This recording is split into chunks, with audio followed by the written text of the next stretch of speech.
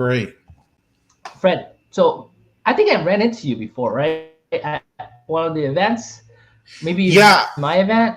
yeah, I've attended some the I think it node was in New events York. you did in New York City and Manhattan many years ago. Yeah. That's crazy. Yeah, because I remember I think I saw your message. I think it was you messaged me on Facebook or something like that. And I think like when I'm running the events, I'm not even like aware of what's going on Facebook because I don't think anybody is even uh like gonna tune in from that platform to talk to me. But I think you messaged me that day and you were like I don't know, like looking for the hotel or a room or something. I don't remember. It was so long ago. Yeah. That's funny. But you don't live locally either. You live in No, like I'm in the Philadelphia area. oh okay. So Yeah. so Fred, are you second or first? Because Philly is known for like a lot of second investors, second mortgage Yeah. investors. Second. Yep, absolutely it is. There's a I actually got started with seconds as well. Yeah, there's a huge concentration of junior lien investors in the Philadelphia area for Right, sure. right. So did you start with like going to Dave's events or going to US Mortgage Yeah. Solution? Those guys. Yep. Absolutely. I known them for many years. Yeah. So And I think started. so you're in the same circle with Rob because Rob started with them too. Yeah, absolutely. Rob and Bill McCafferty. Yeah, we Right, all Bill. know Yeah, each other real well. I asked Bill to actually speak today as well, but he told me that he's bringing his son. Oh, he's going to visit his son or daughter's like college or something like that. Okay. Yeah, so Great. he can make it. Yeah. No, this is great. I'm glad to have the opportunity to participate in this event. This is really good. And looking at the agenda, you got a real nice lineup and diverse backgrounds of these Yeah, different yeah, speakers. You did a good job with that, so that's awesome. yeah. I'm lucky, because I know like a majority of the people already, like for the last like 8 years, So even though I haven't been doing like no events, I've known them, for a Yeah, while, and I only got back in because I feel like the market is gonna like take a shift, you know, and I think the note like I made a lot of money in notes when we were coming out of like the last crash, yes, and I feel like the market's gonna take a shift, and because of that, I'm like, you know what, I gotta get back into notes because right now it's probably it's kind of like starting to sizzle, and then it's gonna really boil like in next few years once there's a correction or something. What do you yeah. think? No, I totally agree with you on that. There's definitely a shift happening and a lot of activity. So when you were more active in the past with notes, what kind of assets were you focused on? What did you focus on? So I got started with seconds, and it Yeah, was really funny because I was introduced to it by Alberto. yeah, Arta Sanchez. Yeah, Yeah. And he bought like he was trying to buy a property from me, and he's like, Nick, I'm gonna buy this property, but you gotta check out what I'm doing, And I'm like, because so many people try to convince me to like look into their business, but Alberto, he was really trying to buy a property from me, and he was really like, look, Nick, you gotta check this out. And so because we were actually doing business, I was like, okay, I'll take a look, and as I looked at it, he was doing seconds, and I was like, okay, it looks really good. Let's give it a shot. And so I raised some money from Alberto. And so like one of the things I did was I kind of like ran it like Steve Lloyd, where Steve doesn't work in the business, yeah, but he'll raise money, you yep. know, and then he'll partner with you, syndicate with you in some way. So I did that with Alberto, and he did really well with the first run. And then I was like, okay, let's put a fund together and raise some real money. And so that's how I got into it. That's great. Yeah, but like I Yeah, just wish I kept it up because I think I felt like the market was shifting out like after being in it for like 3 4 years. Mhm. And so then I kind of like exited. But I realized that there's always a way to make money in the game. Like even though price points for product was going up, um, it doesn't mean that it doesn't work. It's just you're not going to get the same return that you were getting. Exactly. I completely agree with you, Nick. You're not going to get the same returns, and you have to adapt to the changing Right, market. And it doesn't matter what you're investing in, what asset it is, whether it's notes or real estate or commercial property. You have to adapt. The people that are in for the long play are the ones that are going to do well, right? right, Sometimes the market contracts or you can't do acquisitions for some time. And so you work with the assets you have right, and right. reposition things. So that it's all about being nimble, being flexible, and being able to adapt. Bill, I mean, Fred. So I'm gonna give you the stage now because we got like about like 30 people on here. I'm sure there's gonna be another 20 something people coming in the next 10 minutes. But I want Great. to give you the stage. So take it over, Fred. Thanks so much for doing this. And if anything, I'll see you at the end. Great. Thank you, Nick. Thank you so much for having me at this event. I really appreciate it. I'm really excited. You have a great lineup of speakers scheduled today. This is amazing. Thank you, Fred. I'll see you in a little bit. Great. Thank you. Thank you. Hello, everyone. My name is Fred Moskowitz, and today I'm going to be presenting to you a little bit about doing due diligence, and we're going to take a deeper dive. We're going to go beyond scratching the surface and specifically focusing on junior liens, which is a niche area within note investing. A little bit about myself. Um, I've been active as a note investor for the past decade, for 10 years when I started. And I started out at a very different time in the industry. It was just at the end of the mortgage crisis, that big meltdown, and there were a lot of assets available and low pricing.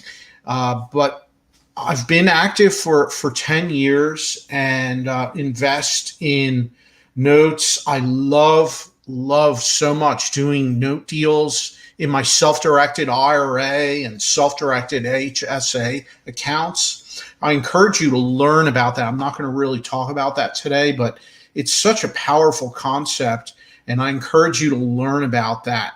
And I actively raise capital and manage a note fund. That's what I do today in the note industry. I encourage all of you to let me know where you're listening in from. And if you want to also put in the comments, what is it in your interest in note investing? What do you find interesting about it, or what is it you want to learn more about? I'd love to see that, and what specific area of note investing you might be involved in. And also, I'm going to invite all of you to connect with me by texting the word note to 47177. Again, text the word note to 47177, and then just follow the prompts. Or you can visit my website at fredmoskowitz.com. So I'd like to get started. I have a really fun presentation for you that we'll get started with about taking a deeper dive into due diligence.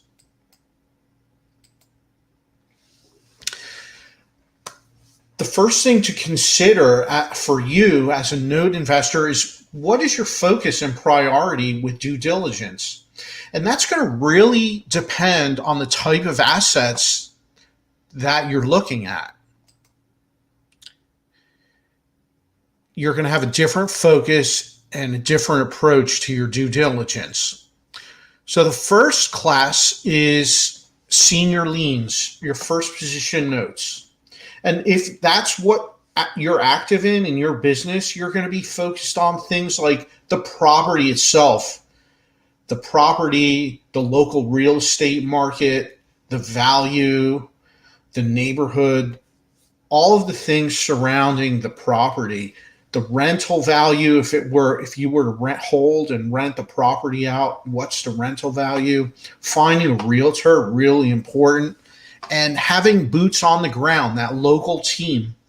If you're investing in senior liens, you absolutely need to make sure that you will be able to get set up with boots on the ground locally, because you're going to be a lot more hands-on with the property itself.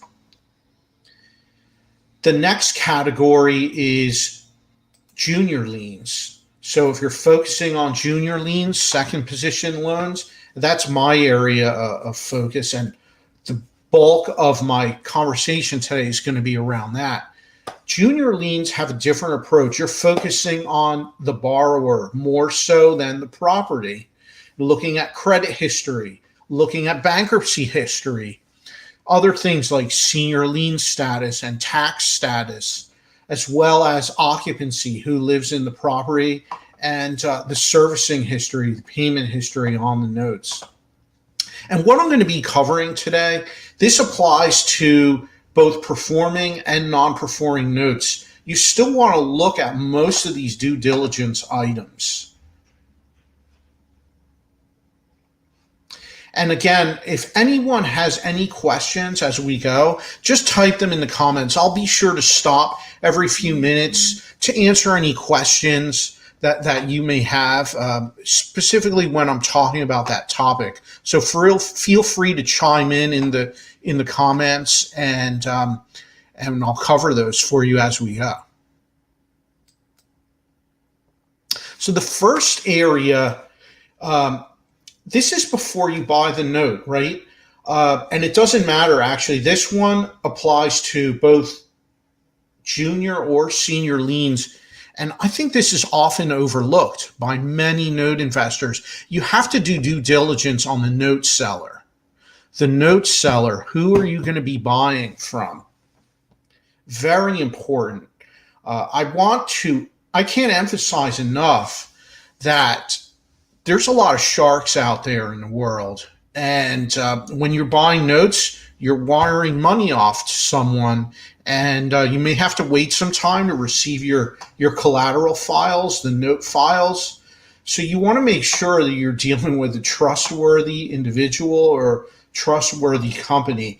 So I can't stress this enough. Make sure you do that due diligence on the note seller. And here's some ways to get into that. First is you want to look at their reputation as a trading counterparty to your transaction, right? What's their reputation in the industry? The note investing industry, it's a small world. It really is. And if you're networking, you know other note investors, it's very easy for you. Make a couple calls, ask about the note seller, just ask if anyone has transacted with them before, what's been their experience, and learn a little bit, because that can be such valuable information. Nobody's going to post anything publicly, but with a phone call where you're talking on the phone or talking in person with someone, they'll divulge some information and some background. So really spend some time looking at this and check out who you're going to be dealing with. Again, the reputation in the note industry, vet all the principals. If you're dealing with a hedge fund or a firm, look at the principals themselves. Who are they? What's their reputation in the note industry? And talk to folks that have transacted previously with them. The legal footprint. Look at the legal footprint. Remember that the legal field and the legal footprint is in the public record. So if there's court cases, judgments, lawsuits, they are in the public record, and you're completely within your right to look at that. Spend a few minutes searching online. Spend a few minutes searching Google. Look at what you find there. Look for lawsuits. If there are any, they're going to start to show up. It might be under the name of the entity or company or the individuals themselves. And I know of more than a few cases where someone entered into a note transaction, things did not go well, and if they only would have spent 10 minutes Googling the name of who they were getting involved with, it would have saved them a lot of trouble and a lot of financial loss. So I can't stress this enough. Spend time doing this. Look at your note seller, who they are, and check them out. And if it's something you're not comfortable with doing, get help. There are vendors and professionals that this is what they do, and you can hire them to help you with this. So spend that time and money. It's well spent, I promise you. Does anyone have any questions about doing due diligence on the note seller before we move on? Great. So the note transaction, that's the next step. Doing your due diligence on the note transaction itself. The first point here is you're going to have a loan sale agreement. This is a contract that you're going to sign, and it spells out all of the mechanics of your transaction, and that includes any timetables and deadlines, right? How the transaction is going to go.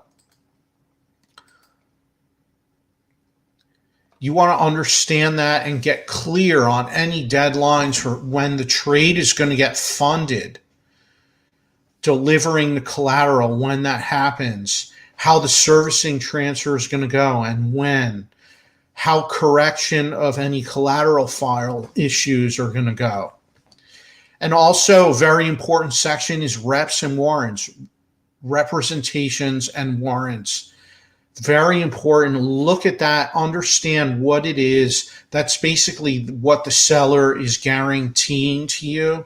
Sometimes the seller guarantees nothing more than they own the legal right to sell the note. Other times the loan seller is making representations about the lien position of the note, the payment history, different things like that. So you want to look at that and verify anything that's being represented there and understand that. Now, another area of the note transaction, and this is not something that's always going to be relevant, but sometimes, especially if you're doing a really large trade, high dollar value, or a trade with a party that you're not comfortable about their reputation, you can use what's called an escrow agent or bailee letter. And what that is, it's very similar to what a title company does when they're conveying a property. Basically, the escrow agent is going to collect the money. They're going to collect the collateral files, the loan files, and hold them as a neutral third party, and then make sure everything comes together. And then when it does, they will release the funds to the loan seller, and they'll release the collateral to the buyer. There's definitely a cost with this. It doesn't always make sense to do it. I see it done more on larger trades where you can have an attorney or an escrow company act as your agent in the transaction.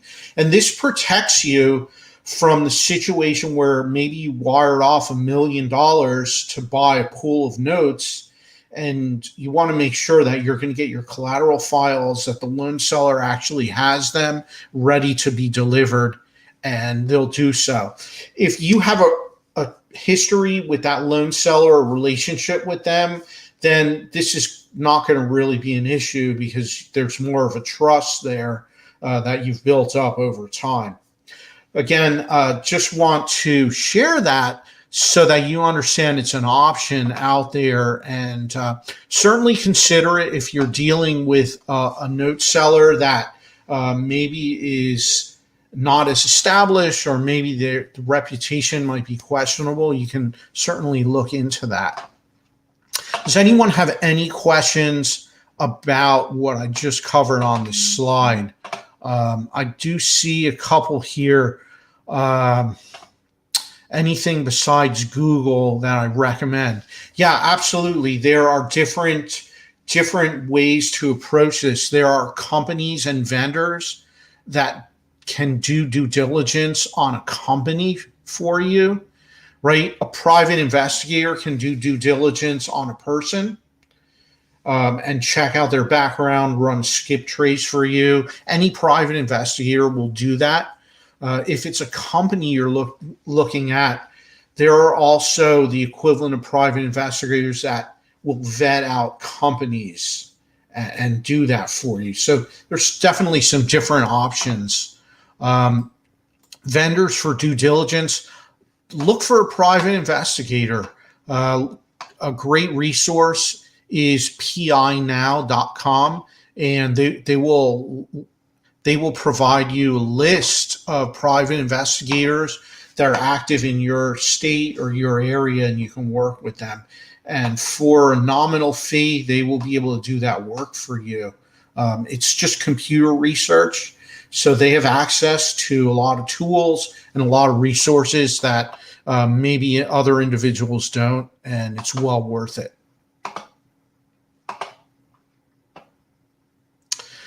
Great. Let's move on to the next area of due diligence.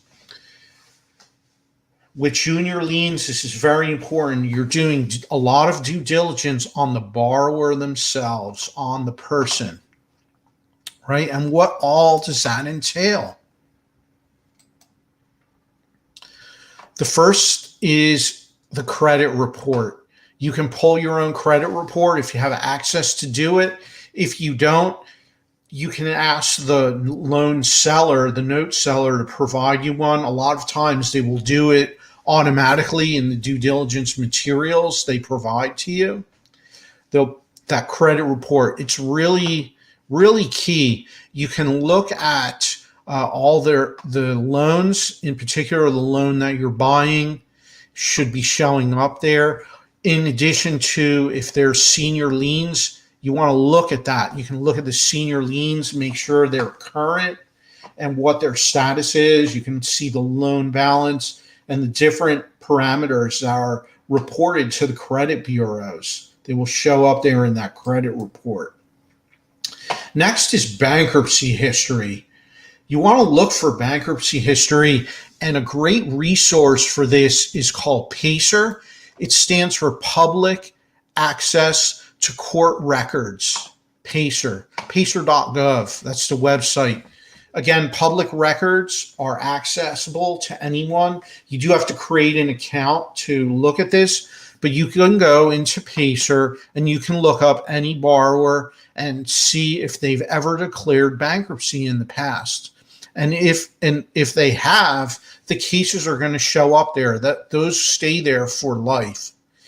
So if you do find a prior bankruptcy or an active bankruptcy, there's just a wealth of financial information about the borrower that you're going to be able to find in there, in those bankruptcy plan filing documents. Look at those documents and download them, because it's basically going to look very similar to a loan application.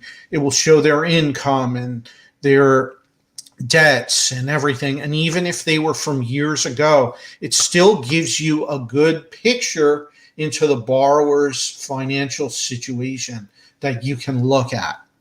I can't stress this enough. You definitely want to look up that bankruptcy history. Also, a very important thing that you want to look for here is, was there a prior bankruptcy where the lien got stripped in bankruptcy? If it's a junior lien, this is relevant. So you can definitely see that in PACER, and make sure that the loan you're buying is not something that's stripped and became an unsecured loan. The next point is looking at the digital footprint of the borrower, right? We all leave a digital footprint. What do I mean by that? Digital footprint is what's out there on the internet that you can search. This includes LinkedIn, social media platforms, Googling the borrower's name, Googling the property address. You can look at all that and find out so much information. There's so many people, millions and millions of people have a LinkedIn profile. So you'll be able to see their employment, their education, and just different information that helps you when you're deciding if you're going to buy this loan. It gives you a wealth of information. And skip trace, which is also something that's worthwhile. Spend a little money here. Again, if you have that relationship with a private investigator, they will run skip trace for you easily. It's a low cost.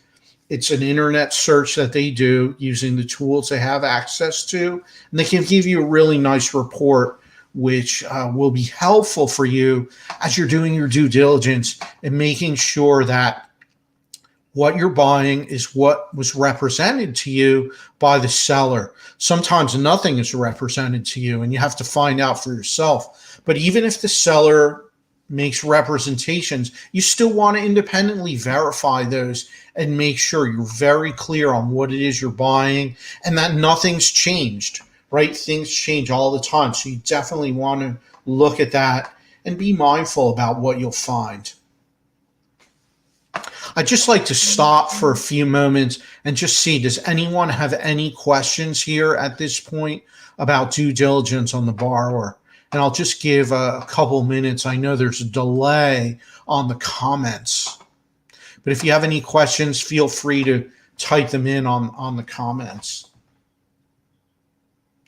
And while I'm waiting, I encourage you, connect with me. Go to visit my website at fredmoskowitz.com. You can connect with me there, or you can text the word NOTE, NOTE, to 47177 and follow those prompts.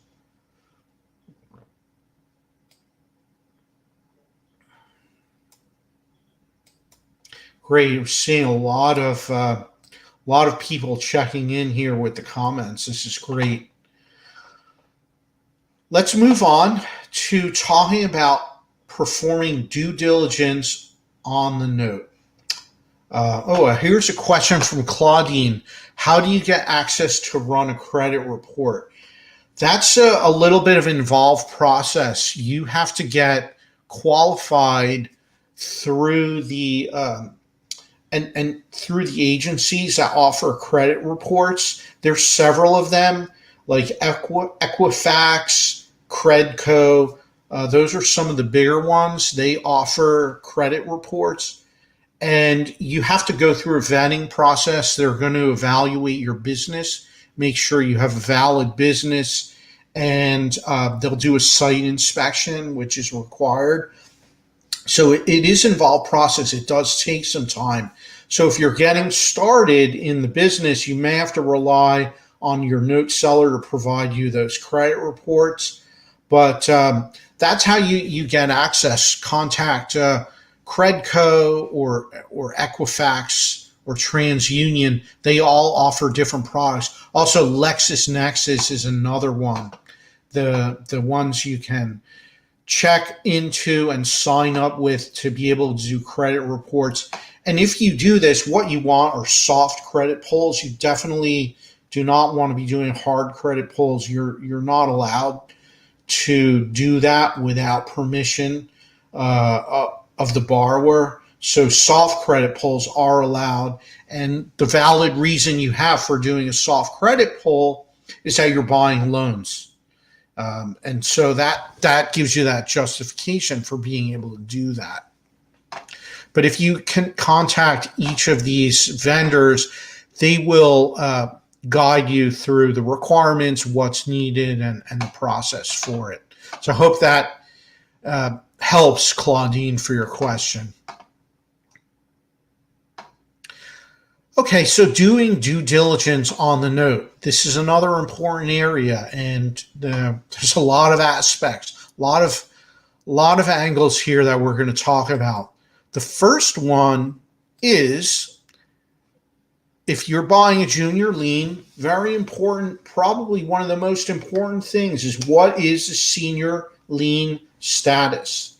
Senior liens include the first position note, include real estate taxes, and HOA dues and fees. Make sure they're current. You want to make sure all of these are current. The senior lien is current.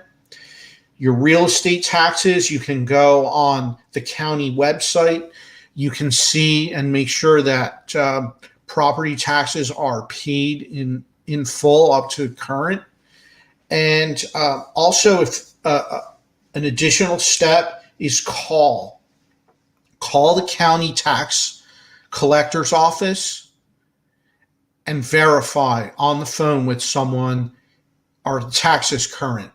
This will take you all of 5 minutes, and it's really important. I'll tell you why. Yes, you can go to the website as a first check and make sure, but sometimes things don't get updated quickly, especially now. We're in the middle of a pandemic. Work employees, staffing is reduced. People are working from home. Things may take a lot longer than normal to get updated. So really important, make a call, get someone on the phone. You can give them the property address and check the status of the taxes, whether they're current. They will give that to you. It's public matter or public record. And a quick 5-minute phone call can save you a lot of headaches. You do not want to buy a loan that has delinquent taxes that you didn't know about. If you know about it, you may want to adjust your pricing accordingly, and that's fine, knowing that you may need to reinstate those taxes to bring them current.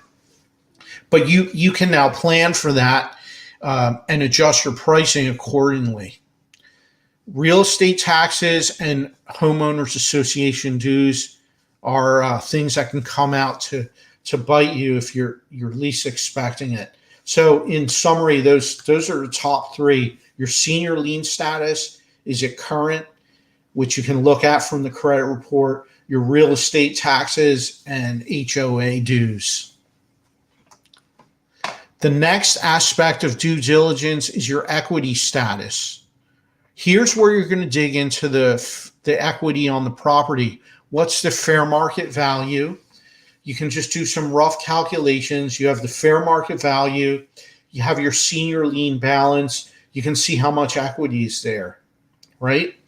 Is there enough equity covering your junior lien or not? That's going to drastically impact your pricing.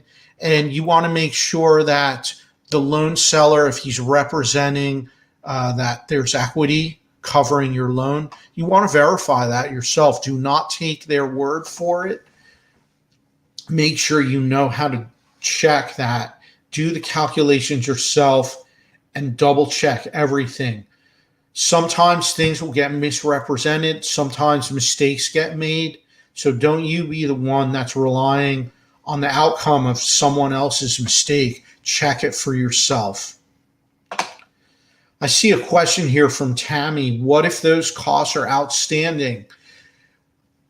If those costs are outstanding, you have to plan on covering them, right? If there's delinquent taxes, you have the right as a lender to reinstate taxes. You have the right as a lender to protect your interest in your lien. And that's going to be written right into the loan documents. You'll see this as a clause in the mortgage or in the deed of trust that as a junior lien holder, you have the right to take any steps needed to protect your interest in the property. So that's going to cover all of these things I'm talking about: your senior liens, your real estate taxes, homeowners association dues. You can step in and reinstate those to protect your lien.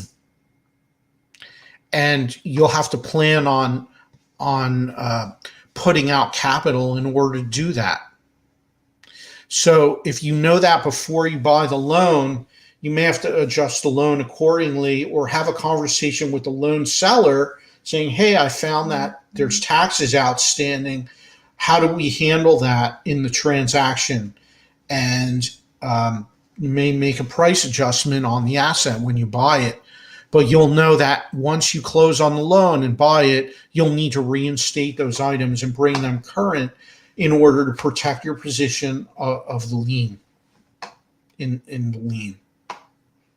Hope that answers your question, Tammy. But a great question. I mean, it's one of the most important things.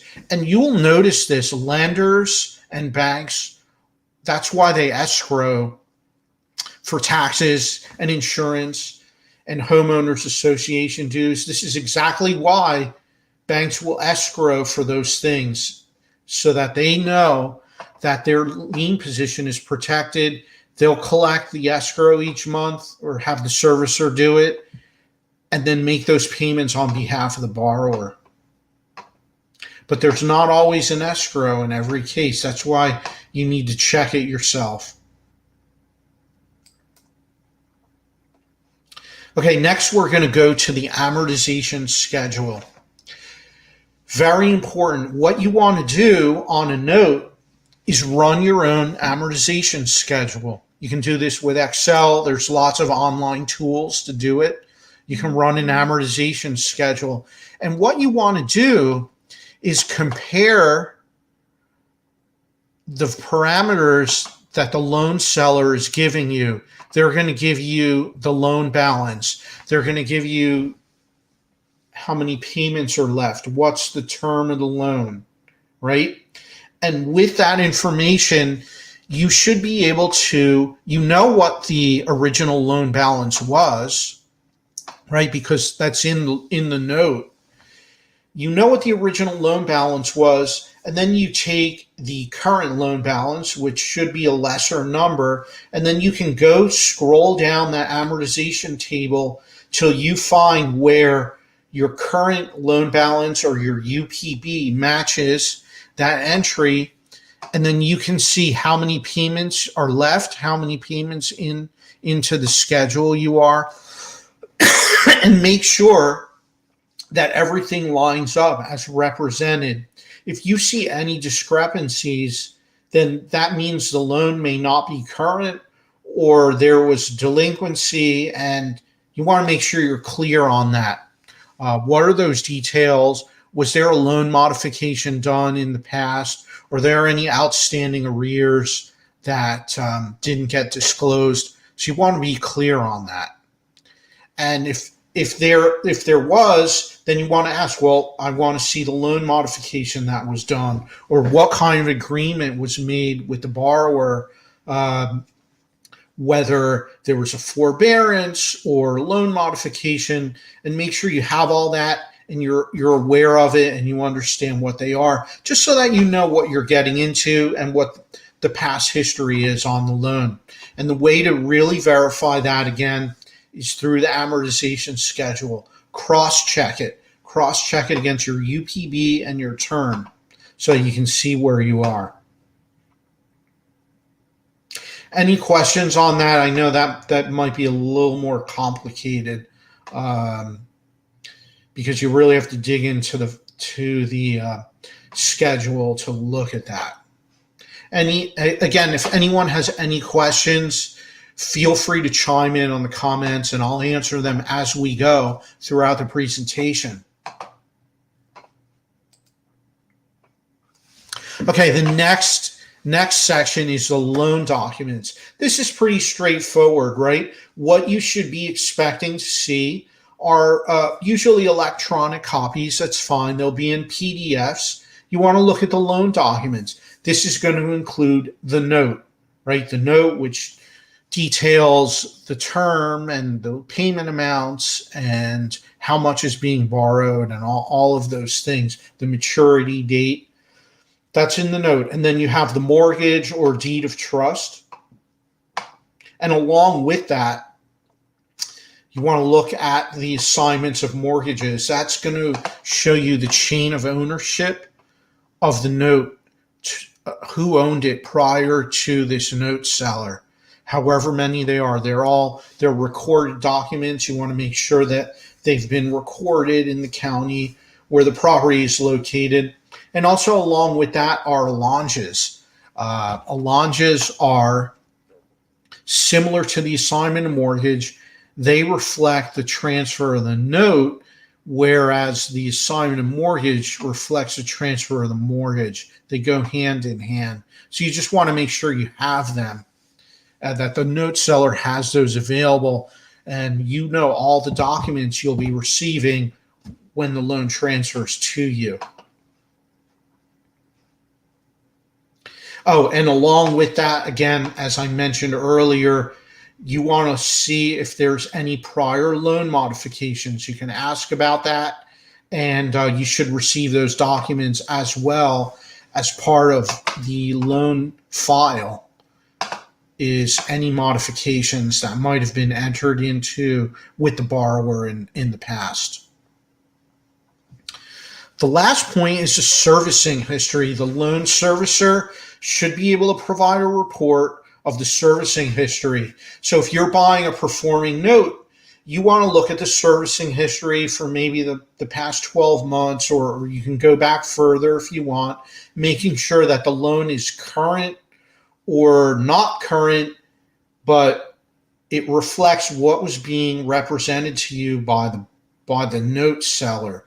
You want to have that servicing history from the seller, from the servicer, not from the seller, from the loan servicer. That is pretty much your Bible.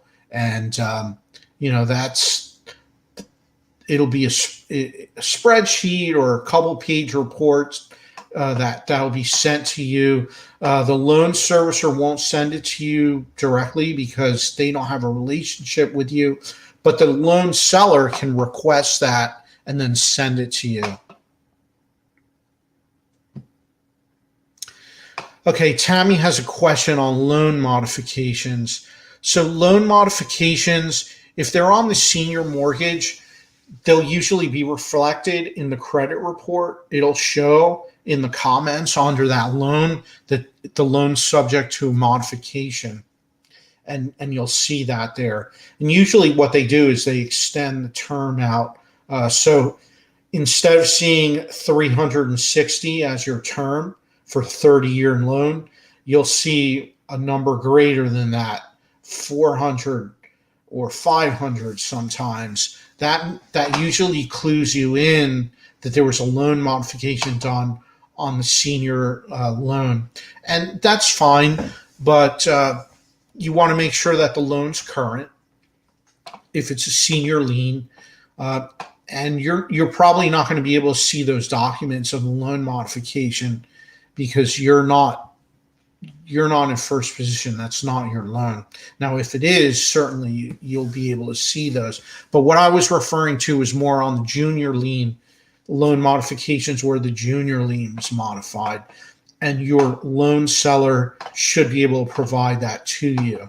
And if they can't, then you need to start asking a lot of questions, because that's a red flag for sure. I hope that helps and answers your question, Tammy. So let's move on. Moving on, I want to share here some resources for you.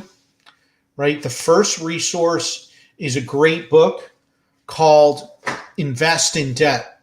It's right here. This is a really old book. I think it was published in the 1980s by the grandfather of note investing, Jimmy Napier. This is a really good one. It's a short read, but one of the things I really like about it is that he gets all into using a financial calculator to analyze a loan. And this is so important. You need to learn how to do that. You need to learn how to run a financial calculator. And the financial calculators I can recommend to you You can use the gold standard, which is the HP 12C from Hewlett Packard. This is what it looks like. This is the gold standard used in finance, anyone that works on Wall Street, all those guys, loan officers, all use that. It's very powerful. And also, for much lower cost, you can look for a smartphone app called 10BII. It'll cost you about $5 or $6. Loads right on your smartphone. You always have it with you. It's a powerful, powerful tool. That way you don't have to carry around a calculator or with you or anything. But for that low cost, you're going to have such a powerful, powerful computation engine at your fingertips. So definitely get one of those and learn how to use it. They're not intuitive. It's going to take some study and some work. Again, that book by Jimmy Napier, he goes through all sorts of examples of notes, analyzing a payment stream, figuring out the value of a note based on the rate of return you want. It helps you with all of that.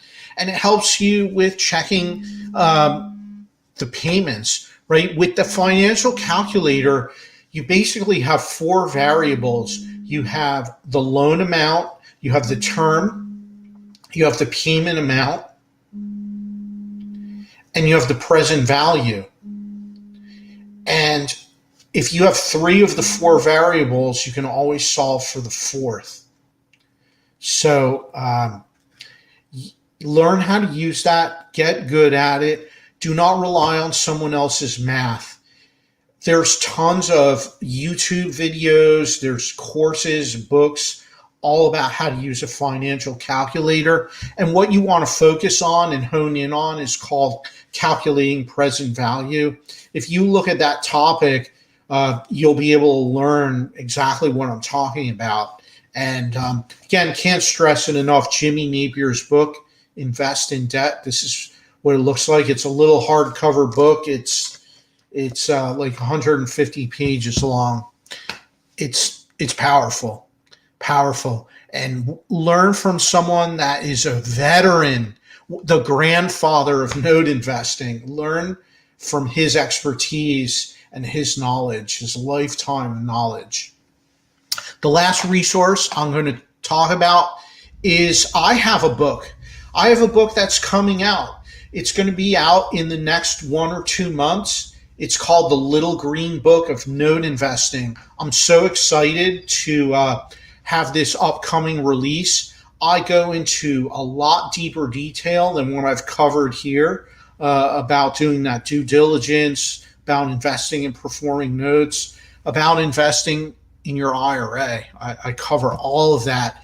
And for anyone that's interested to learn about the book launch, connect with me by texting the word note to 47177.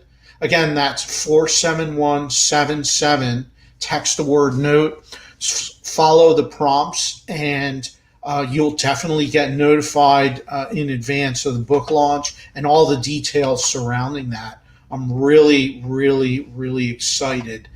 At this time, I'd like to stop, ask for anyone that has additional questions that I can answer. I'll spend a few minutes talking about that. Bill, I want to say a shout out to Bill Griesmer. Haven't seen you in quite a while, but great to hear from you. And I completely agree with you about that phone app. The phone app is nice. You can see the current values. Absolutely, you can. Again, with that app, I'm just pulling it up on my phone here. I have it on my smartphone. Here's what it looks like. The 10BII app. It's like $6 in the App Store. And the parameters you want to learn, the powerful thing is the top row of buttons. The the I don't know if this comes out well. N, I, PV, PMT, and PV. You want to get good at running those top buttons. N is the term of the loan. I is the interest rate or your rate of return, depending on what you're doing. PV is the present value. That is what you're buying the note for. Your payment amount, that's the payment amount. And then the final value, right? The final value is going to be either zero if it's a fully amortizing loan, or if there's a balloon in the note, you'll enter in that value there. So using that, you can run all kinds of calculations. You can check on the amortization table. You can check, for instance, if you're buying a note, if you want a particular rate of return that you're seeking, you can calculate the value of the note. What do you need to pay for that loan in order to reach the rate of return you want? And this is how you price a performing loan, right? You start with what kind of rate of return do you want based on the risk profile of the note, and then that's how you can solve for that present value. Because the note seller is going to already provide you the term, how many payments are left, right? What's the rate of return? You know what that is. What's the payment amount? And for that, then you solve for present value and you come up with your offer, what you're going to offer to that note seller when you buy that loan. I'm going to just stop here again. If anyone has any additional questions, anything I can answer for you. If you're seeing this video not live, feel free to reach out to me. Again, you can connect with me on my website at fredmoskowitz.com or by texting the word note to 47177. And again, I'm going to just go back to the resources that I mentioned earlier, which are books, Jimmy Napier's Invest in Debt, also Financial Calculator, that HP12C, if you want to buy a physical calculator, or you can get a smartphone app, run right on your smartphone, the 10BII, which will cost you about $5 or $6. You can install it right on your smartphone and have all that computing power right at your fingertips. And my book, of course, which will be coming out within the next 60 days, it's called The Little Green Book of Note Investing. The Little Green Book of Note Investing. And if you sign up through our text messaging application, you'll be notified about the book launch and all the information about that. I really look forward to connecting with you. I always love speaking with other note investors. I'm really passionate about the note investing industry, so I welcome each and every one of you. Connect with me, and that way we can continue the conversation. I want to thank all of you for joining us today here at the Distressed Mortgage Expo. It's been my pleasure presenting this content to you. I hope you've received value in what I presented, and I encourage you, use these techniques, use what you've learned, right? Because getting educated is one thing, but you have to put it into practice, and it takes work. It takes work to dig into these details. Do not ever buy notes sight unseen. Absolutely not. That is a sure way to lose a lot of money quickly. Learn how to do these details. If you're not comfortable with it, get help. There's lots of help available out there. And you can partner with people. You can partner with more experienced people, have them look over your shoulder, check your work. It will save you a lot in the long run. Absolutely. Look into these resources, check everything yourself, learn how to use a financial calculator. So important if you plan on being successful as a node investor. I can't stress that enough. Again, I want to thank each and every one of you for joining us today.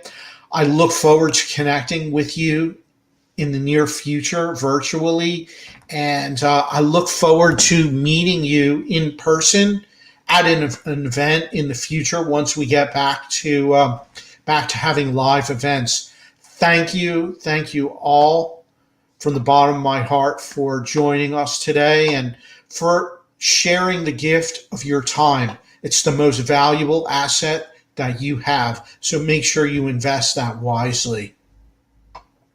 Thank you, and have an awesome day. Enjoy the rest of the conference, and look forward to seeing some of the other presentations from my colleagues today. Thank you.